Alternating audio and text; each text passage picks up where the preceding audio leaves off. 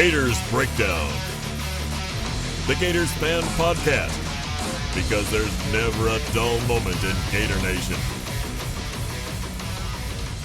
The Gators Breakdown podcast is ready to go. I'm your host, David Waters, and you can find me on Twitter at GatorDave_SCC. Joining me on this episode is Connor O'Hara from Saturday Down South. Connor, thanks for joining. Hey, how's it going, man? Good. I'm doing well. How you doing? Pretty good. Glad I could get you on. I know you were on vacation. I reached out to you last week, and you got to go enjoy life for a little while. Yeah, no, I got to go to the Grand Canyon. It was a good time. It was a really good time. Got to unplug completely. It was one of those where I deleted Twitter off my phone for the first time in my life, and it was, as you know, sometimes you just got to do that, especially when you drop some fire takes about the Gators that apparently were more fire than you realize, and you just kind of escape for a little bit. We will get into that fire right here on Gators Breakdown. But before we do, remember you can find Gators Breakdown on news4jax.com/Gators Breakdown. You'll find all the Gators Breakdown episodes as well as articles from the News4Jax sports team. Catch Gators Breakdown on Apple Podcasts, Google Play, YouTube, and Spotify using those services. Please share, rate, and review the show. And catch us on Twitter and Facebook at Gators Breakdown. So, Connor, in discussing what that fire was, I thought the article last week that you had titled "As We Talk About Florida as an SEC East Contender, There's Something Worth Remembering." I thought that was a pretty fair look at the other side of the 2018 season for the Gators. There's a saying out there that goes, "It's not as good or as bad as it seems." This could fit in the maybe everything isn't as good as it seems category, but it's obvious Dan Mullen did wonders in his first season at Florida, turning the team around to get 10 wins, finishing in the top 10. You even said in the article that after Florida defeated LSU, you were in attendance there, and you had the thought that, quote, the Gators are back. And then you go to point on that while we're discussing Florida as a contender to Georgia in the East, there's something worth looking at where Florida can improve, and that really starts in their own division. Right. I mean, and that's so when I basically a little bit of background on this. So the quote that got thrown out there from the Paul Feinbaum show, where I said, next year I think Florida, would be like a 5-3 or 6-2 team in the SEC, which, I didn't really think that was that crazy considering they were 5-3 in the SEC last year. And I said that they were either going to stay the same or improve. The article was the reason that I was on in the first place. And my point was, you're Florida, and everything this offseason has said Georgia's the last hurdle waiting in Florida's way. And that is the one thing. And it's been the sole focus that Florida fans are fixated on. And I get it. Dan Mullen has been not shy about saying, Georgia is the team that we're going after. And I'm not afraid to poke some shots at them a little bit here. But my point was that let's not forget that last year, Florida's 3-3 against this division that we've criticized, that we've said is down. I don't think it's as down as people make it out to be. But 3-3 against the division, and in 5 of the 6 games that they played against the division, they were losing in the fourth quarter. So you take that all into perspective, and if this were 2015 or 2016, it's a different story. The division was in a much different place now. But I juxtapose it with the fact that Georgia in the last 2 years has just been so unbelievably dominant that I don't think you can really overstate it. Georgia has not lost a division game by has not won a division game by less than 14 points in the last 2 years. In order for Florida to win this division, to get to that place where they're playing for an SEC championship and potentially a playoff berth to make this next step, you need to be like 7-1 in the SEC. And you need to not only beat Georgia, but you need to be a lot more consistent otherwise. We're talking about a Florida team that's been outscored by Mizzou 83-33 in the last 2 years. There are other strides that this team needs to make. I mean, you could point to the fact that they had 3 games, none of which were true road games, that they lost in the division by double digits. So if you're going to win a division, if you're going to compete for an SEC championship and playoff and do all those things that Florida wants to do with Dan Mullen, my point was just that there's a bigger step ahead. It's not just one little tiny step that's standing in the way of Florida and this excellence, this national relevance, despite what the end of season AP poll ranking said. And I was just poking a little bit more into the specifics of this and saying, we need to look at this a little bit closer and not just think that Florida is right there and that, because from a week-to-week standpoint, the consistency is still not at the level it needs to be at yet. Yeah, I kind of go back and look at that as, it was Dan Mullen's first season. So you can kind of revision his history in a way, grade that on the curve. You're trying to figure so many things out year one. You're changing from a culture that was lackluster to put it nicely under Jim McElwain. So I do think a lot of it can be contributed to that. The Kentucky game early in the year was weird in a sense. You were already missing some key defenders with C.C. Jefferson and David No doubt. Reese Yep. from injury and suspension going in that game. Marco Wilson goes down early with an injury in that game as well.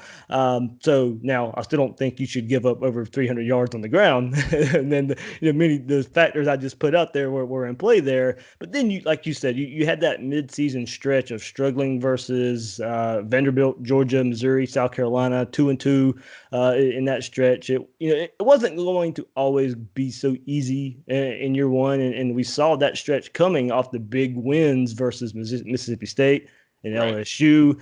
And the team was kind of coming off of a high, I think, a little bit, those two games. And the Vanderbilt performance could be contributed to that a little bit.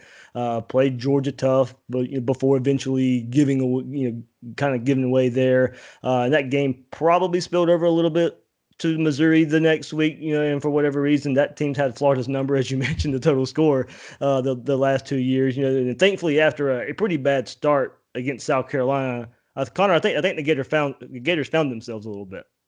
No, and I think that they did. I think it took a while, but we tend to look at these things as such linear paths that teams are going to follow. And we tend to look at, okay, you were this good year one, that means improvement is imminent, and these certain things are just going to work themselves out.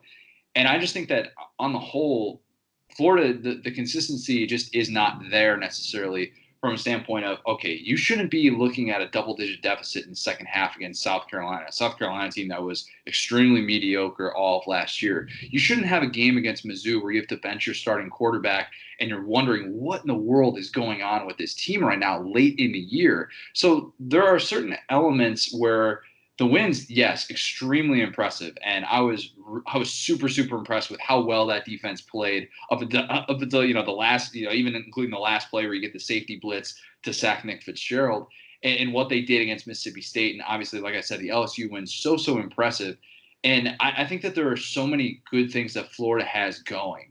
But they are strange in that they're a team that finished in the top 10 that we still have a lot of questions about. I think we still have a lot of questions about Dan Mullen and how he's going to handle success, how he's going to handle egos, doing this for the first time at a place like Florida where, to be honest, the whole offseason, and as he's seen, the whole offseason just feels way different than it did at Mississippi State, where everybody's talking about you and you're in the national spotlight. You're coming up, in all these national conversations. Whereas in Mississippi State, you can go and you can stay quiet and you can go hit the gym, work with your 2-star quarterback and go develop him there. It's totally different at Florida. And I think that those are the questions that we're still asking about this program heading into year two. Connor, I think the storm's getting worse around you there. Gosh, they are, man. I'm in the Sunshine State, but it is not sunshine right now. Somebody's not happy with my take right there. That's what that was. Oh man, Connor O'Gara from Saturday Down South joining us here on Gators Breakdown. And Connor, I think the biggest question this offseason, kind of in previewing 2019, is how far behind Georgia is Florida. The East starts with Georgia. If Florida wants to win the East, they have to go through Georgia. Before we kind of get to Georgia, if Florida was to win the East, what would be the reason? It's the consistency. It's having this belief that on a week-to-week basis you can impose your will. I don't think Florida's quite at that level yet where it can just absolutely turn it on. It can go into a matchup with an inferior opponent and say, you know what, nothing's going to hold us back today. We're going to come out. We're going to dominate. And they they really haven't done that. They weren't doing that in the Jim McElwain era. Last year had a different feel, obviously, because of the quality of a few of those wins. But that to me is going to be the big thing where you can come out against a team like Auburn. And Auburn is a team that we're going to be talking about as a preseason top 25 team. And you can just blow them out from start to finish. And you could say, you know what? We're at home. We're not losing today. We're going to have third and Grantham is going to be firing on all cylinders. We're going to be converting. We're not even going to be getting to these key third downs on offense. We're going to be keeping them off balance with what we're able to do from an offensive standpoint. We got Kadarius Toney taking jet sweeps to the house, doing all these different things that Florida has the ability to do. Don't get me wrong. Like it's there. But doing those against and imposing your will against SEC teams is not an easy thing to do. I make the comparison. it's almost like Florida was on the golf course last year. And, 2017, essentially like their lie from 2017 was somewhere behind a tree or in this, thick grass that's up to your knees. And Florida hits this shot last year that gets them out of trouble. But the shot wasn't, 3 inches from the cup, which is where they ultimately want to be. The shot was like on the fringe of the green. And they still have to make a long putt to be able to be able to feel like they're at the place that they want to be and to get to that ultimate destination. But it's still going to take a big step to get there. So as we talk about 2019, I think that if Florida is going to make that next step, we're going to see it on a week-to-week basis. I think we're going to know pretty early on if this team is for real. And I think that that's one of the luxuries of having a game like Miami to start out the year where, Florida, you can criticize the non-conference scheduling in years past. And I know they've had the Florida State rivalry and all that. But early in the season to have a test like this, look back at a year like 2017 where we saw that Michigan game and the cracks in the foundation were there. And it wasn't just because of the credit card 9 stuff. So I think that we're going to find out very early on how this Florida team is going to fare. And that's not to say that all is decided in September. But I think if we can see those steps made from Florida, we can see that consistency early, that's going to bode really well for their chances to want to compete for a division title. I'll get back to Georgia in just a second, but you just brought up the Miami game, and I know you also released an article today on Saturday down south, kind of looking at the Week 1 matchups and the lines that are out there. And heck, you got Florida winning by a couple scores over Miami right now. I think the game kind of goes that way eventually. I think it's kind of a way Florida and Florida State, the Florida-Michigan game went, where you could see Florida was probably putting it together, but just, they couldn't necessarily put it together. You saw there were plenty of chances. They were getting in the red zone, but not necessarily converting touchdowns, score right before halftime, and then everything just kind of falls your way in the second half. It was kind of the same story against Florida State. It was kind of the same story against Michigan. I kind of see this game against Miami kind of the same way because both teams really need to figure out their offensive line. There's questions on both offensive lines for both teams, but eventually, in the end, I think Dan Mullen out-schemes a defensive coordinator, head coach in Manny Diaz that he knows pretty well. Exactly, and that's why I would give Florida the advantage in this one. And Miami last year, for all the issues and all the disappointment that really ensued, I mean, there's a lot of roster turnover with this group and a defense that we thought was just going to be extraordinary last year. We thought that was going to be one of the best secondaries in the country. They're getting a little bit of a makeover there in that department. And the offensive line, if I'm Tate Martell, who I assume is going to be starting in that season opener for Miami, and I'm looking at my offensive line, knowing that Third and Grantham is coming and those edge rushers are going to be there for Florida, I'm worried. I'm worried that it's going to potentially be a long day for him and what will likely be his first career start. And, Tate Martell, knowing him, he's probably going to come out and guarantee a victory from Miami or something like that. That's just kind of the bravado he plays with. I think he'll make plays in the game, don't get me wrong.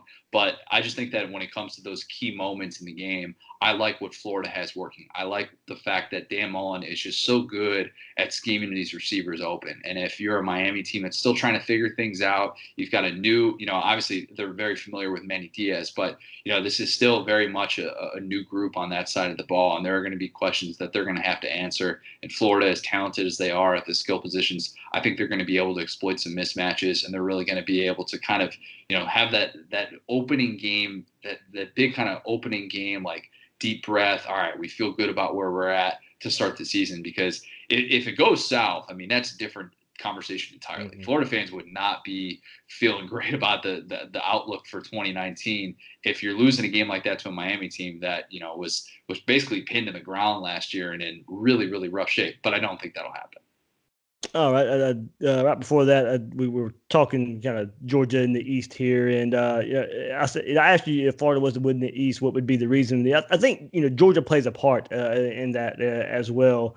In what areas does Georgia need to improve? They're not of course they'll be ranked third probably in a lot of these polls coming in, but they're not quite a perfect team. I think my biggest question is replacing the coordinators, and they'll be fine on the defensive side of the ball. That's Kirby Smart's defense, but right. James Coley wasn't a highly regarded offensive coordinator in his time at FSU, where he wasn't really calling plays. Jimbo Fisher was.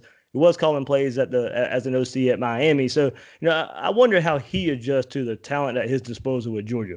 Yeah, if you spend enough time around Georgia fans, they would tell you that James Coley is like the greatest coordinator on the face of the earth, and Jim Chaney is just, should be coaching high school football or something. Like, obviously, the relationship got stale there, and that's ultimately one of the reasons why Jim Chaney left Georgia. But yeah, I mean, I think that's a good point. I think that's a fair concern. I think right now, a lot of Georgia fans, and Kirby Smart basically came out and said, like, hey, we have question marks at receiver. We lost so much talent to the draft. And as much as we feel like, yeah, we have these 5-star guys that we should be able to plug and play, this is not going to be an easy thing. At receiver and defensive line, those are the two areas that you look at Georgia and you're just like, all right, where is that experience? Where's that talent? Who's going to be the alpha dog of that group? But the thing that I come back to with Georgia and with Jake Fromm, and what makes me feel more confident in them, you saw it in the Florida game.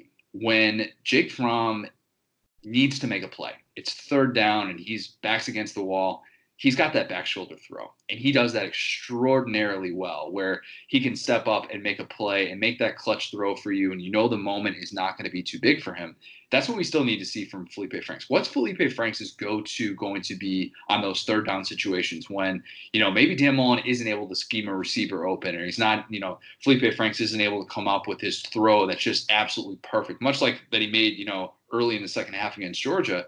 When that's not available, what's he going to turn to? What's he going to rely on to be able to move the chains and keep drives alive? Because that's what separates the good from the great teams, in my opinion. And that's what has made Georgia so good these last 2 years, and what's allowed Jake Fromm to rise to this level. Yeah, that is the thing about Franks too. As far as consistency goes, that he needs to take a step there. But he did make the leap late last season when he started being what Dan Mullen wants to say, a willing runner, was able to I think that's his favorite phrase about a running quarterback, is be a willing runner. And hey, look, it did play a part. Feleipe Franks played kind of ticked off against South Carolina, shushing the crowd. And that, if that's what it takes for him to play better, get a chip on his shoulder, I think that Gator fans will welcome that as long as it's winning there. But the go-to might be Feleipe Franks' legs a little more, because we saw some big runs, especially against Michigan. The first touchdown of the game was, I think, a 3rd and 6 and like a 21-yard run for a touchdown. Basically, kind of going back to what you're saying, if Florida's humming along, it's because they're keeping defenses off balance.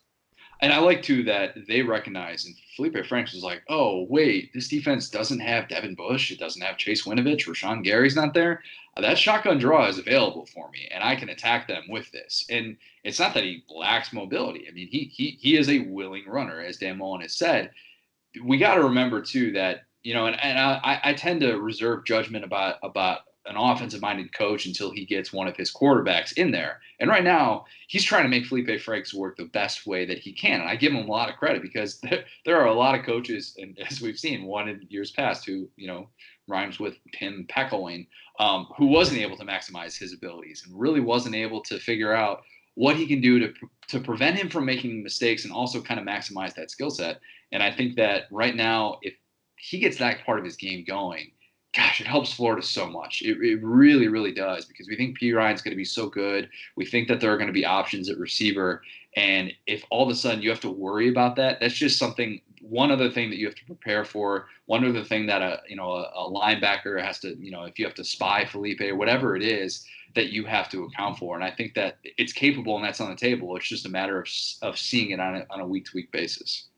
All right, a couple more thoughts here from Connor O'Gara from Saturday Down South. And kind of preseason magazines are out. Everybody's got their online thoughts as well, the popular publications out there, ESPN. Everybody's got their polls out there, preseason rankings, preview magazines.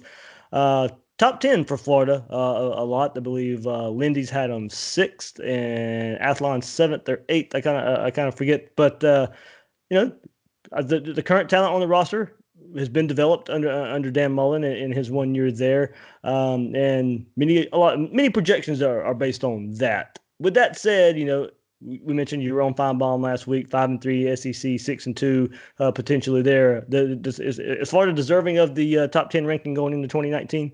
Yeah, I think so. I think I'll have them somewhere around like 9 when we come out with our top 25 that we do in the preseason. I think we're going to roll that out in July. But yeah, I mean, they're a team that finished number 7 in the country last year. I think they're like number 19 in percentage of returning production, which is a great stat that SB Nation does every single year. And so you take those two things into account. You return a starting quarterback. It's year 2 of a coach that's very well respected and who many would argue is a top 10 coach nationally. And yeah, I mean, absolutely, you deserve to start in the top 10. Now, does that mean that, Florida is just all of a sudden in this national title conversation and, they're not going to have any issues? No. I mean, there are still question marks that you have about their team and the way that they're going to handle kind of week to week, and just the way that they're going to handle success. I mean, that's been such a popular topic of conversation years past with Florida is how do you handle success? I mean, even dating back to the Urban Meyer era where, can you win an offseason? Can you just can you do things to put yourself in position where you're not putting your foot in your mouth and you're staying out of trouble? Is Florida going to be able to do these things to set themselves up well to be able to compete in the SEC? That remains to be seen. We'll see how all that goes. But to have them in the top 10 to start the season, yeah, I mean, I'd be surprised if there were somebody that had them outside of their top 15. I think anywhere from like the 7 to 12 or 7 to 13 range would make a lot of sense for this group right now. Okay, Florida was a surprise team in the conference last year. You probably could label Texas A&M there a little bit too. Nobody more so than Kentucky last year. Who's the surprise team this year? Are they coming out of the East? Are they coming out of the West? Who you think's that surprise team who's going to kind of jump up and shock everybody in the SEC this year? I might just double down and say Kentucky because I feel like a lot of people are and we had Mark Stoops on the podcast a couple months ago, and we were talking about, it's funny how coming into last year, and I was one of them. I had Kentucky predicted for 5 wins, and I was like, all right, this team is not going to go to a bowl game. They're going to be on downswing. I know they got Benny Snell, whatever. The SEC media days, Connor. I picked them dead last in the East. So. We're all there. Like whatever. Cole takes his folks, come find us. But like. So the point that Stoops has been making and that he keeps preaching to his team in the offseason is like, hey, look, everybody was saying that we weren't going to do anything last year. The same is true this year. And we just had a ton of success. We just saw the blueprint of how this thing is going to work. We're going to play smash mouth defensive football. We're going to have a running game that can dominate. We might not be this team that wins by 30 or 40 points in a given week, but we have enough guys and we feel like we're finally at a place where we can play my style of football. We have a bunch of guys who are, overlooked from the Ohio States of the world. They didn't get those offers. And Mark Stoops has them believing in this culture. And I just think that coming into the year, I think they deserve to start in the top 25. And I think for a team that finished number 12 in the country, I saw what they did here in Orlando against Penn State in the bowl game. And that was just a team that came out ready to go and wanted it way more. And I understand that they lose Benny Snell and they lose Josh Allen, 2 of the best players in Kentucky history, bar none. But you still have Cash Daniel returning on that defense. You still have Mark Stoops, who's been able to win 7+ games 3 straight years at Kentucky. That is not an easy thing to do. And that running game is still going to be good with A.J. Rose. And who knows if Terry Wilson can take this next step, because I think the ability is there. And you go back to the throw that he made against Florida, that ability is definitely there. And I think it's more about a mental thing of him wanting to pull the trigger on some of those deep balls. So, yeah, I mean, I believe in Kentucky more so than the average person does. And I think that even if Kentucky won, I don't think it's crazy to think that Kentucky could win 8 or 9 games this year and once again be the surprise team in the SEC. Go figure that, Mark Stoops, the guy who was SEC Coach of the Year last year, could actually be the SEC Coach of the Year in consecutive years if that were to happen. All right, so we know last week the SEC is kind of past it where schools can have alcohol sales at stadiums now. So last question here, your favorite drink for tailgating or while watching football? Oh, that's a great question. I'm a PBR man. There we go. Yeah, I got no problem having a few tall boys. Not a problem with me. If I'm watching a game, something like that, I've recently gotten into old fashions a little bit, a lot more. Maybe it's just spending some time in the South. I know Orlando's not the South, but kind of the South. That's probably my go-to. I used to be a little bit of rum and coke, kind of depending on the situation, a little gin and tonic. Sometimes you got to hydrate, whatever. But yeah, just give me a cold PBR and we're good to go. There we go. Connor O'Gara from Saturday Down South with his drink of choice PBR for watching football. And hey, maybe we'll see it. Maybe we'll see it in the swamp soon. Hey, yeah, we definitely need to do that. I need to make it back, especially after experiencing the LSU game last year. I need to get up there again early and often this year. All right, Connor, thank you so much for joining us here on Gators Breakdown. Anything special coming up on Saturday Down South? Hey, we got off-season content galore, man. That's just the way that we roll. It's college football season year round. We're gonna have some top 25 stories coming out in July that we're gonna be working on ahead of SEC Media Days. We're gonna have a ton of coverage for SEC Media Days. Just rolling along as usual. That's how we do it. All right, sounds good. Connor O'Gara from Saturday Down South. All right, thank you so much, man. Yep, appreciate it. No problem. All right, now let's talk some recruiting and two newest commits that the Gators got over the weekend. Hopefully, we get the first name right here. Of course, offensive lineman Jovens John Vier, 6'3", 350-pound offensive lineman out of Miami, committed to Louisville previously, and 24/7 Sports Composite has him rated as a 3-star, 745th ranked player in the country, 42nd ranked offensive guard, and 97th ranked player in the state of Florida. He told Swamp 24/7's Blake Alderman, quote, "It felt great getting up here because I got to work with Coach Hevesy, and he really taught me a lot, and I have a lot of respect for him." So John Vier said he was telling me to keep my feet moving and keep my hands stable, and when I'm punching and stopping guys in their tracks.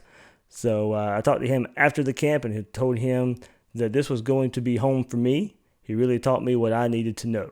End the quote. So, relationships are what helped here as John Vier, another quote he had, and it's just been the love and what they showed me. They gave me more love than anyone else gave me. I have talked to Coach Hevesy, Coach Brian Johnson, Coach Dan Mullen. All of them just show me love and talk to me every day. We talk about random stuff. They just feel like they are my dads. They feel like family. So, also made some Gator fans happy when he brought up a rival in one of the quotes there to Swamp 24/7. He goes, "I like to see Florida get that national championship again, and I think they are going undefeated. I want Florida to smash the University of Miami. I want to beat the dog out of them." So that might have been edited a little bit to take out a word there. But John Vier, no love lost for Miami. Him being down there in South Florida probably speaks to that a little bit. But 6'3", 350-pound offensive lineman, more than likely, he's definitely going to play guard for the Gators. The second offensive line commit of the weekend was 3-star Gerald Mincy out of Cardinal Gibbons, Fort Lauderdale. Same school as recent signee Chris Bogle. Mincy, 6'5", 325-pound offensive tackle, was previously committed to Kentucky. Florida offered. Mincy backed off his pledge to the Wildcats. So Miami and Georgia also extended offers to Mincy not long ago. Mincy, 6'5", as I said, 325 pounds, 937th ranked player in the nation, 78th ranked offensive tackle in the country, and 130th ranked player in the state of Florida. He mentioned he liked what Florida was able to do with Jawan Taylor and the offensive lineman Florida has been putting in the NFL. So with these two new commitments, I reached out to Swamp 24/7's Blake Alderman for some more analysis of the newest commits, and he said Mincy is more of a tackle, but he's a swing guy that could play guard as well. He's got quick feet and can hold the edge. May start at guard like most young linemen and transition to tackle later, but UF has a big need at tackle, so I think that's his starting point. John Vier is more of a guard all the way, big, powerful, not overly quick. I think he's a guy that will need to reshape his body. I think Joven's composite ranking is more suited for what fans expect from him. However, I do feel Mincy is still very underrated. He's a 4-star in my book, and that was from Swamp 24/7's Blake Alderman.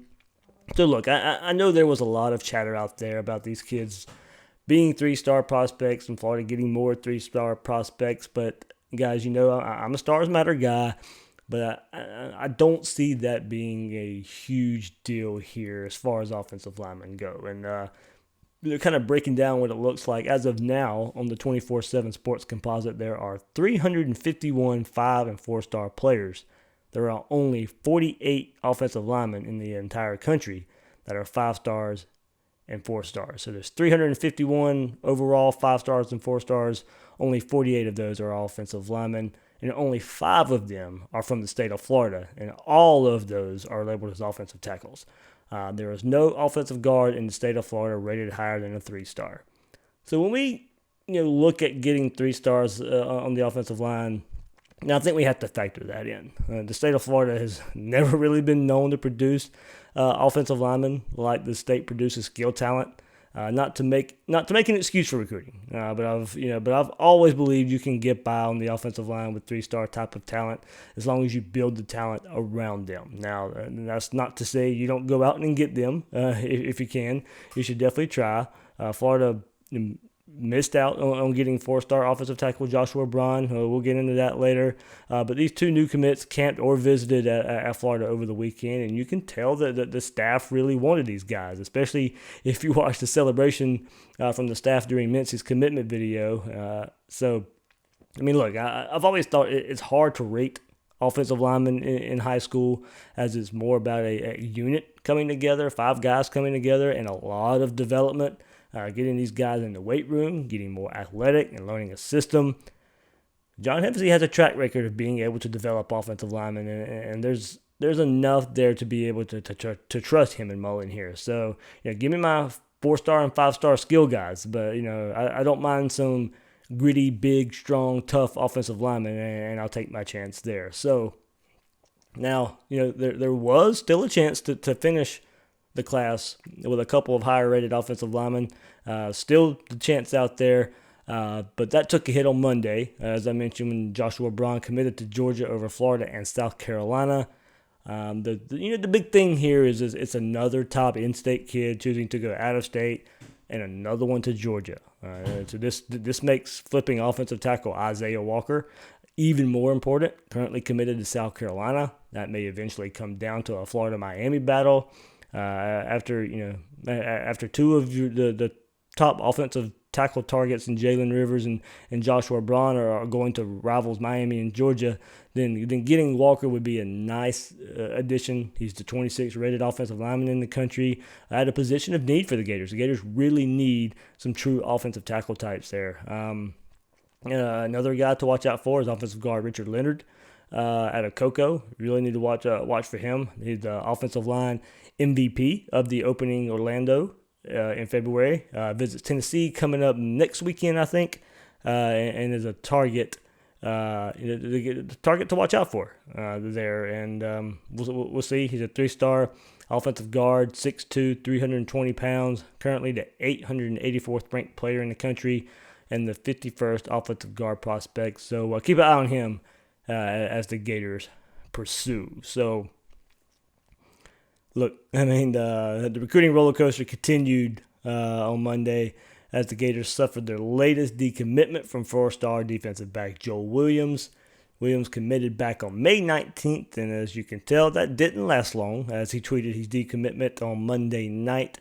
Florida has done well, to get a recruit out of Louisiana in each of the last 2 cycles with Brad Stewart and Chester Kimbrough, but we knew the Gators were going to have to fight to keep Williams in the fold. And this comes not long after Williams visited Alabama, received an offer from the Crimson Tide, so maybe the writing is on the wall there, or maybe he ends up at home at LSU. But you could really tell he enjoyed his Alabama visit if you looked at his Twitter account, and it was at that point I figured it was worth watching him. But little did I expect the decommitment this soon, basically 3 weeks after his original commitment. So, where does that leave Florida right now? Let's take a look where the Gators are currently at in the 24/7 Sports Composite ranking. Dropped to 7th in the rankings overall now with 13 commits. Only Miami and South Carolina have a lower average recruit ranking than the Gators right now of teams that are in the top 10 currently. Rankings right now are mostly skewed by numbers of recruits more than anything right now. Florida's average right now with 6 4-stars and 7 3-stars is 90.8. By comparison, Clemson leads the way with a staggering 95. I mean, Clemson at 95, Florida at 90.8. There's no shame in that really with what Clemson's been doing on the field lately, and coming off of a national championship and really putting it on Bama there. But a team you do play every year, LSU is at 92.8. Florida 90.08. LSU is at 92.8. Bama 92.87. So LSU is really LSU is closing the gap to Bama right now. if we kind of just look at what kind of the average ranking goes by their commits right now, Georgia 93.8, Miami 89.79, FSU 90.7, and South Carolina at 89.95. Those are teams of kind of interest there in the top 10 of 24/7 Sports and their average recruiting ranking. So as I said, Florida at 90.8, and the big teams kind of comparing that to right now, Georgia 93.8, Miami 89.79, FSU 90.7, South Carolina 89.95. So that's a look right now. It'll change, but a look right now where Florida is behind teams they compete with as far as average player ranking goes. And that's where that's why it hurts when the top talent you're in the running for continues to go elsewhere. This year was a great chance to close the talent gap with the kind of the friendly areas and the big recruits that were in those friendly areas, and that's where some of the frustration comes from some Gator fans out there. If Mullen was able to pull a lot of this talent, to me, it's a given he'd win at an elite level. But now it's a wait and see approach, and it's going to take some time there. So I tweeted this earlier today. Looking at recruiting overall, and the big picture right now, progress is being made. We spoke about that last week, Will and I, in recruiting. Progress is being made, but that doesn't mean it also can't be better. So it's about as simple as I can put it right now. And it's not going swimmingly for whatever reason you want to put out there, whether it be assistant coaches, the recruiting office, what's going on there, kind of lack of numbers in the recruiting office. We all know Otis Yelverton's no longer in the recruiting office right now. So Florida's short on numbers and need to replace some of those hires pretty quick. So like I said, progress is being made, but it's just little things kind of adding up there, and things that need to change so Florida can get better and get better on the trail right now. But that's about as simple as I can put it right now. Progress is being made, the roster's getting better, but that doesn't mean recruiting overall can't get better. So hopefully, where it's at right now. Let's get past all this offseason that hasn't been the best. There's a ton of negative recruiting going on with the Gators right now from rival schools.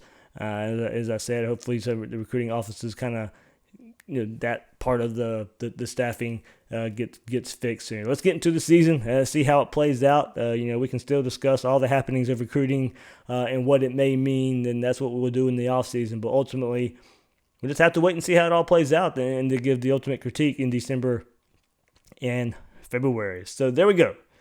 Thanks to Connor O'Gara from Saturday Down South for joining in on this episode. Some really good insight there. Some good, some good Florida talk. Some good SEC East talk. Thought it was interesting of his picking Kentucky to be the East pick there, and some good things to say about Florida. And of course, as he said, he took a lot of heat from Gator fans last week. But kind of.